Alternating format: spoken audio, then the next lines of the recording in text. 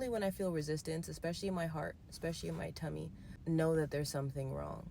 So it was weird because I was breathing and I just set the intention to continue to expand and breathe into my heart chakra, expand my body and breathe into my gut. And when I tell you, I had a playlist in my head. I haven't listened to this playlist in years. I had a playlist I created. It's called The Light, and there's only 4 songs. When I tell you, I played those 4 songs and I lost it driving to work, and it was everything that I needed to hear. It was the light. It was everything that I needed to hear for me to release what was being that pent up energy within me. And I cried, and it felt so beautiful to just release, and my heart expanded. My body feels lighter, and it just feels good to know that when you listen to your intuition and you feel these nudges of things that you need to do for yourself, then it guides you to allow for that stuck energy to be released, and it allows for the motivation to and inspiration to flow. And then you see where you were restricting yourself, and you see where you were holding yourself back. And one of the things I've realized is, even though I've gotten so used to just crying without knowing why, and used to holding space for my emotions and holding space for the feelings that come up and the feelings and sensations in my body that it's trying to communicate and tell me,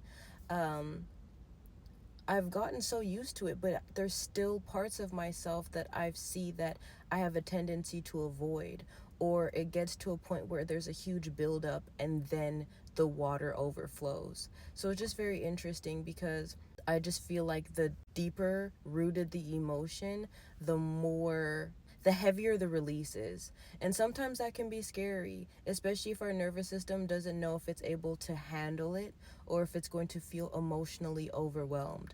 But the more that you show yourself that you can hold space for yourself, and the more that you do hold space for yourself, it truly allows you to hold space for other people and to have compassion for what other people are going through.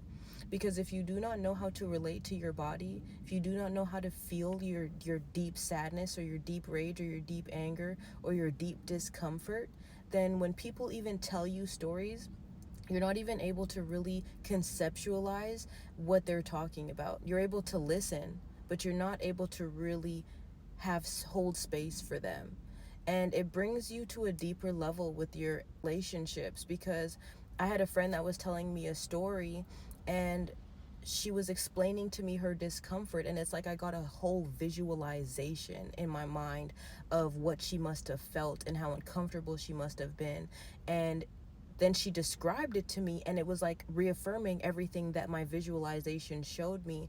And the old me literally would not have been, I would have been able to listen and been able to be like, oh, I'm so sorry you went through that. But it's very different when you've acknowledged the pain and discomfort that you have felt, because then when people talk to you, you can conceptualize, like, I can't imagine the anxiety that you must have felt.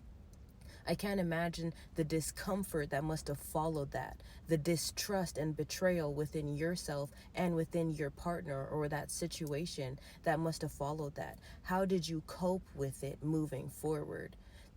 When we have not addressed our own traumas and our own discomforts, you can't actually understand the effects of the trauma that people have been through and how it still affects them to this day. You can't understand it because you don't understand how your own trauma has affected you. This is just really me sharing. This is really just me sharing because I've just understood that being able being an empath is one thing. Being able to feel what other people are going through is one thing, but being actually able to conceptualize and see and like think about how things have impacted people. And when you're able to see how things impact people, you really actually are able to see more and more the impacts of your own trauma and how it's affected you. And then it allows you to open up and share and hold space and create vulnerability and connection and depth within your relationships. And I've really enjoyed this. I've really enjoyed not being on the surface anymore and being more deep with people, because I already thought I was deep, y'all. But you realize when you run from yourself, you can only experience this reality to the extent that you experience yourself. So if you run from yourself, you can't just be like, oh, well, I'm here for everyone else. That's not how that works. You can't be here for anybody else and understand other people and not know anything or understand yourself.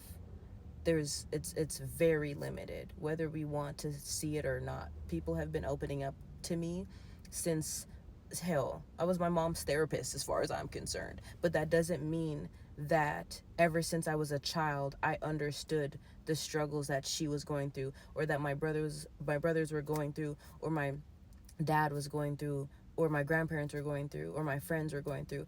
I didn't understand conceptually, emotionally, spiritually, the toll that their environment took on them, or how it played into their who they are today. As you peel back the layers of the onion that is you, then you naturally get to peel back the layers of the onion that is everyone else, and you get to experience the richness and the wealth of this life. And I really think that that's where true wealth comes from. It's just being able to experience on a deeper level rather than experience so much of a quantity of something.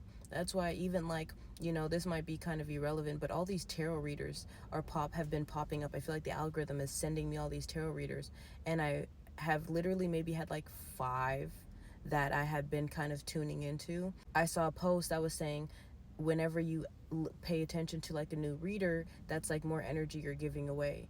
And so now I choose to stick with what I pay attention to, and maybe, like, you kind of add some to the rotation, you let some go as you evolve. But it's just interesting because I have just truly found within myself that I don't want the quantity so much. More so, I want the quality.